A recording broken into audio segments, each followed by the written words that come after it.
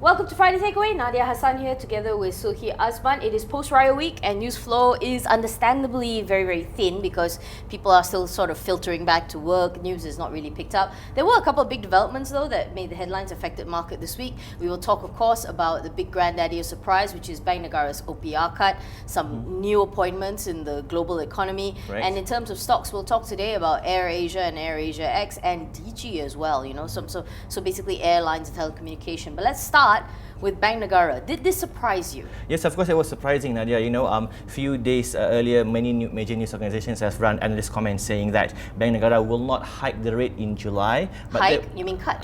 Cut the rate in July, but they will expect it in September. But then, of course, Datuk Muhammad Ibrahim surprised the whole market. Yeah, exactly. 25 basis points to 3%. And then as a result, banks lowered all of their base lending rates, led by Maybank, I think was correct. one of the earlier ones.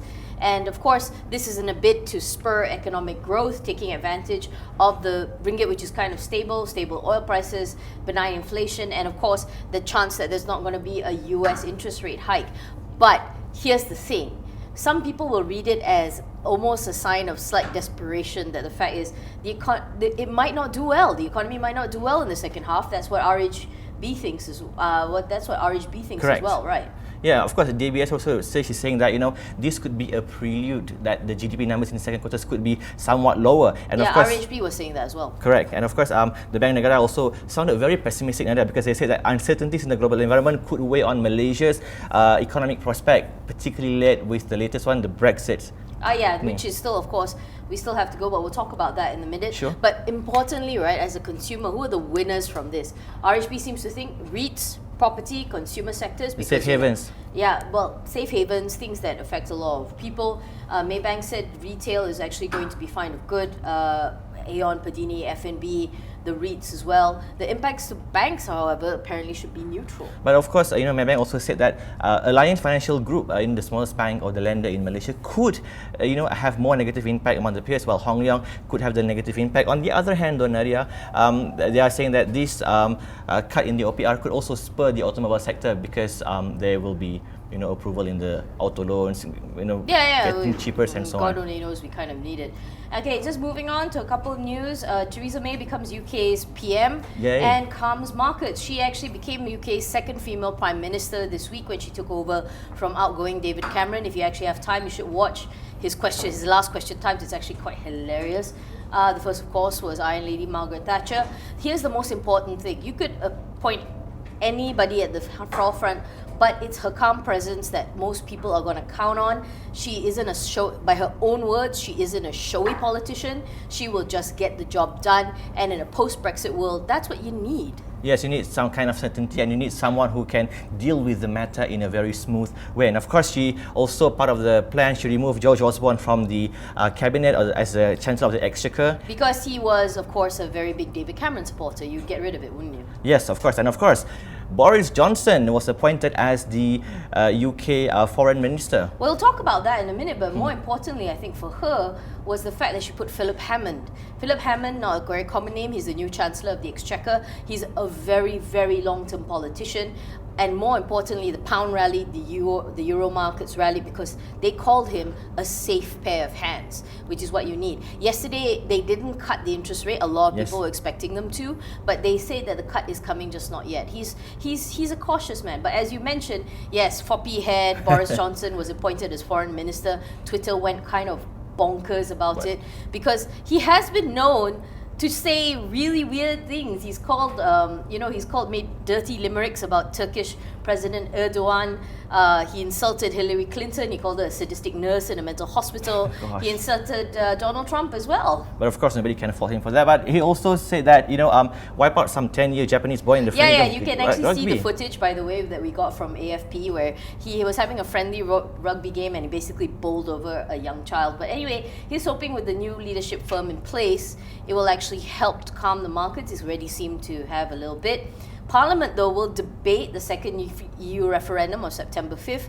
Some people call it a little too late, a little too pointless, actually. And saying that, and also on a really, really funny note, although David Cameron left, Larry the cat, who is not leaving because he's a civil servant.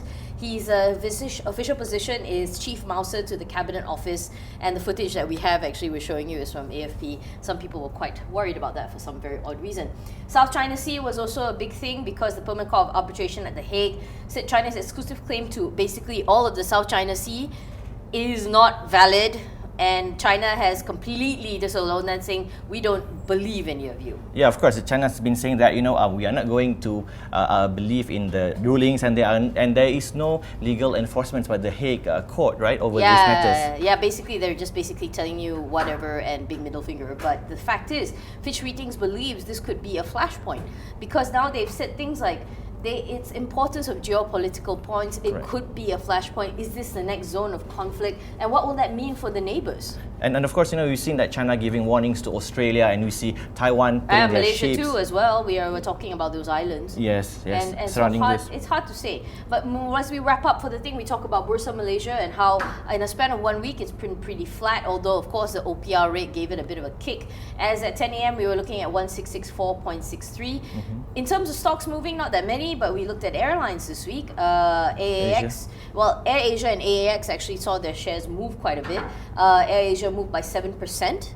Yes. How much did AAX move by? Well, AX moved by 9% in the last 1 week, and at 10 a.m. today was trading at 41 cents. Of course, there were quite a few news hovering this. We have this London, the Farnborough Air Show, where they are placing orders, for the Airbus plane. Reportedly 125.7 million ringgit per plane, which could come out to 12.6 billion US dollars. But of course, when you buy in bulk, you get discount, ma. Correct. It's like going to wholesaler. The news actually also moved the fact that AirAsia may actually dual list in Hong Kong, which they quickly kind of denied. The footage that we have running over this is actually from 2011, but it underscores how long the partnership that AirAsia has had with Airbus. AirAsia boss Tony Fernandez continues his war on the words with his love-hate partner MAHB, of course, which is the cover this week.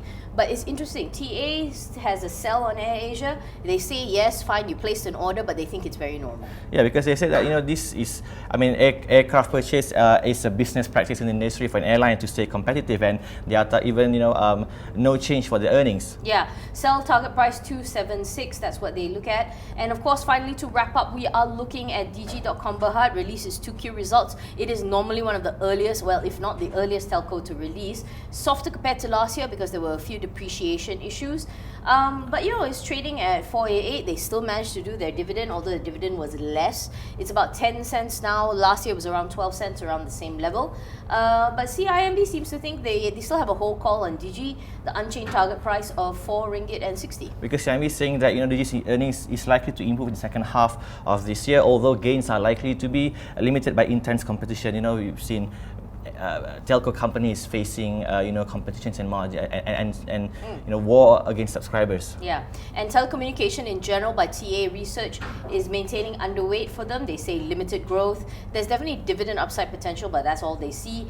Competition's still going to be tough, weak macroeconomic conditions, new competitors, spectrum reallocation exercises, which DiGi has said, look, we expect it to be reasonable, nothing to panic about yet. But they still seem to think that it's fully valued. They like the Celco Axiata, right, and yes, TM as well. Because they said TM is a dominant position in the fixed broadband space. Yeah. Okay, so that's all that we have for Friday Takeaway this week. I'm Nadia Hassan, he's Sulhi Azman. For more, of course, you can pick up the paper. There's still half a day of trading left, but at the moment the signs seem to be slightly quiet unless the world implodes or something like that. Next week we will still look out for more external factors as everybody filters back, and it'll be a good time to see how sentiment actually is post OPR cut. Have a good weekend, guys, and have a good week ahead.